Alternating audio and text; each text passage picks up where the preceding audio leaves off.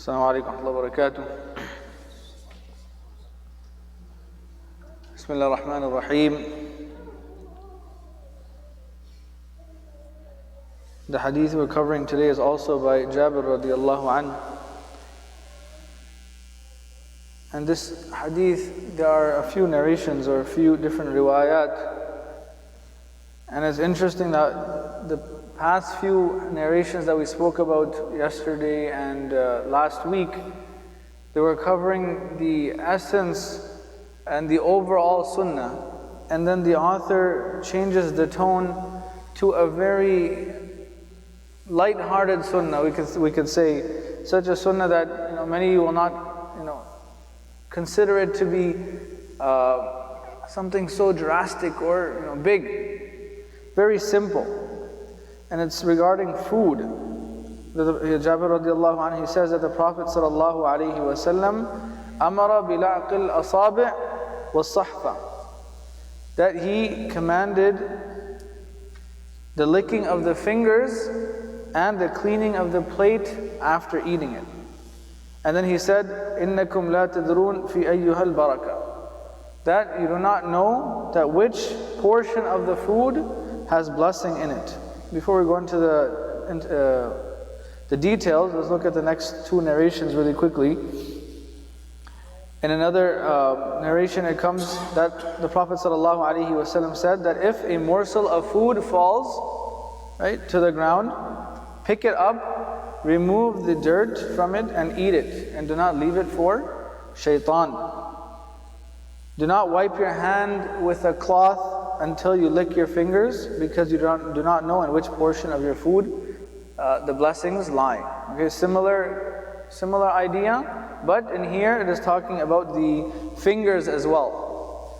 And then the third narration is the Prophet ﷺ says that shaitan joins you in every task you pursue. Every task that you pursue, shaitan will be a part of it. And similarly, even when you eat, he will join you for that. So if any morsel of your food falls to the ground, remove the dirt from it and eat it, and do not leave it for shaitan. Now when we put all of these together, we realize that this, as I mentioned right in the beginning, it is something that we don't think about too much, but because we're eating every single day, it's something that we should actually be implementing the most.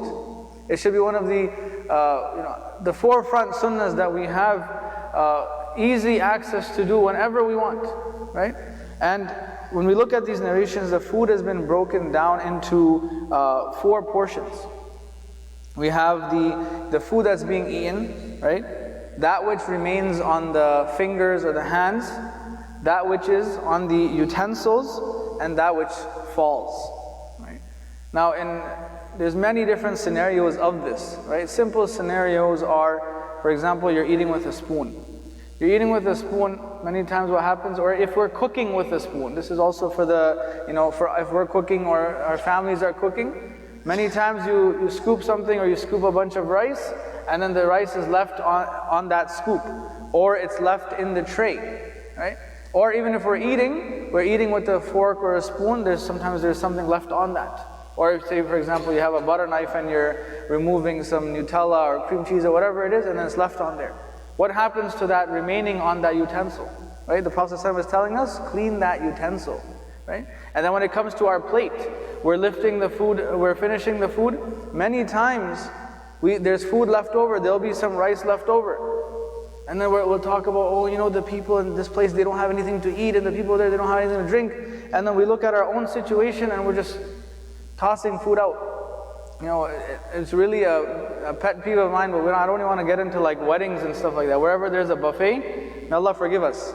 May Allah forgive us, right? We take food for 3 stomachs, even though we know we only have 1. And then subhanAllah, even if we'll put like a whole, every type of thing for our kid, just in case, what if we need more? We'll use the kid as our backup, our backup storage. And then no one eats like half of that, and then it just all gets thrown away. This is not only just in halls, but it happens in homes, it happens everywhere. Right? The Prophet ﷺ is telling us that the barakah, we don't know where it is. Right? First of all, of course, we shouldn't be wasting, because that's haram, right? La tusrifu, the Quran tells us very clearly.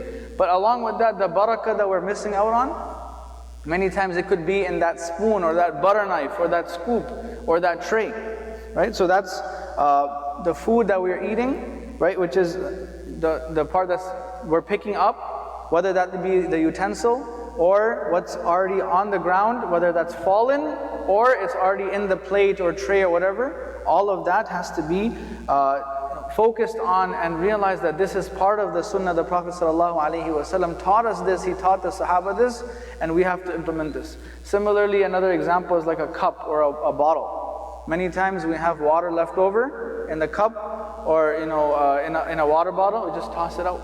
Right? It's just water, it's whatever. No, if we took water, we have to finish that water. If we open a bottle, we have to either finish that bottle or make use of that water. We shouldn't ever throw that away. That's considered waste as well. And that could have the barakah in it.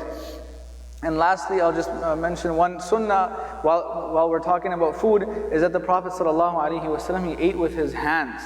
Right? He ate with his hands. There was utensils back then too. We're not going to say, oh, there was no fork or spoon invented at that time, or whatever it was. The Prophet ﷺ ate with his hands, and he ate with his 3 fingers. Right? The thumb, the index finger, and the middle finger. These are the fingers that he used for eating. Of course, I'm not saying, eat your cereal with this, right? But for the things that we can, for example, whether it's rice or pasta or other things that are easier, we should try to use these 3 fingers and act upon that sunnah as well. And Hafiz ibn Hajar rahmatullahi alayhi explains that when the Prophet ﷺ was finished eating and he licked his fingers, then he would first lick the middle finger, then the index finger, and lastly the thumb. These are all very small things, but subhanAllah, we don't know which of those things can be a means of our salvation. May Allah subhanahu wa ta'ala allow us to value and understand and act upon the sunnah. Ameen wa akhiru da'wana alhamdulillahi rabbil alameen. Subhanallah wa bihamdihi, subhanakallah wa bihamdika, nashhadu an la ilaha illa anta, nastaghfiruka wa natubu ilayk. Allahumma anta as-salam wa minka as-salam, tabarakta ya dhal jalali wal ikram. Rabbana atina fid dunya hasanatan wa fil akhirati hasanatan wa qina adhab an-nar. Allahumma ajirna min an-nar. Allahumma ajirna min khizyi ad-dunya wa adhab al-akhirah. اللهم قنا عذاب القبر وقنا عذاب الحشر وقنا فتنة المسيح الدجال. لا إله إلا أنت سبحانك إنا كنا من الظالمين. اللهم أعز الإسلام والمسلمين. اللهم انصر المسلمين في كل مكان. اللهم انصر إخواننا في فلسطين. اللهم حرر المسجد الأقصى. اللهم احفظ حرمين الشريفين. لا إله إلا أنت سبحانك إنا كنا من الظالمين. اللهم إنا نسألك من خير ما سألك منه نبيك محمد صلى الله عليه وسلم، ونعوذ بك من شر ما استعاذ منه نبيك محمد صلى الله عليه وسلم، وأنت المستعان وعليك البلاغ، ولا حول ولا قوة إلا بالله العلي العظيم. سبحان ربك رب العزة عما يصفون، وسلام على المرسلين، والحمد لله رب العالمين.